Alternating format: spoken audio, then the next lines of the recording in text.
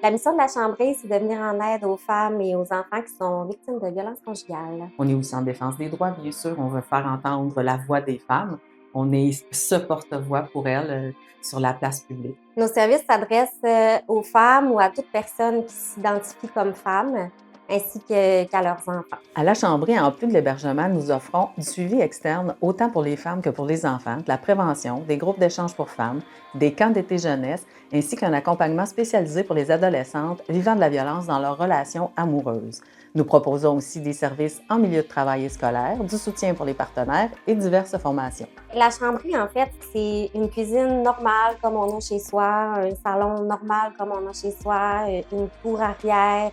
On a aussi une chambre là, qui est pour les personnes à mobilité réduite, qui est au premier étage avec toutes les commodités. Là. La confidentialité, c'est au cœur de nos pratiques. Les lieux sont sécurisés de façon exceptionnelle. Il y a tout le temps quelqu'un qui est présente, une intervenante, que ce soit jour et nuit. Mais il y a tout l'aspect aussi sécurité émotionnelle. Quand il y a une femme et des enfants qui viennent dans notre ressource, ben, c'est la liberté d'expression, la liberté de laisser sortir leurs émotions, d'être elles-mêmes, d'être sûre de ne pas se faire taper sur la tête s'ils font des erreurs. Le rôle d'une intervenante en maison d'hébergement est multiple parce qu'on travaille dans une maison, on est au quotidien avec les femmes, on est avec elles dans leur intimité. On est là pour soutenir, entendre, écouter, intervenir. D'aider la personne à s'accomplir, à s'actualiser, à régler des enjeux qu'elle peut vivre dans le quotidien. On a, oui, le rôle d'intervenant, mais on a aussi le rôle de leur démontrer que on peut avoir du plaisir, on peut déconner. C'est tout leur redonner là, le goût de rire. À chaque jour, je trouve que les journées ont du sens. On regarde les femmes qui soupent ensemble, qui sont au salon, qui s'écoutent et qui se valident dans ce qu'elles ont vécu et qui sont capables de se soutenir. Pour moi, c'est la communauté de femmes qui est la chose la plus belle. Il y a des mamans qui vivent dans des contextes de violence, qui élèvent des enfants et qui sont capables quand même d'instaurer des valeurs chez des jeunes garçons, chez des jeunes filles. C'est comme ça qu'on va changer les choses dans la socialisation de ces enfants-là.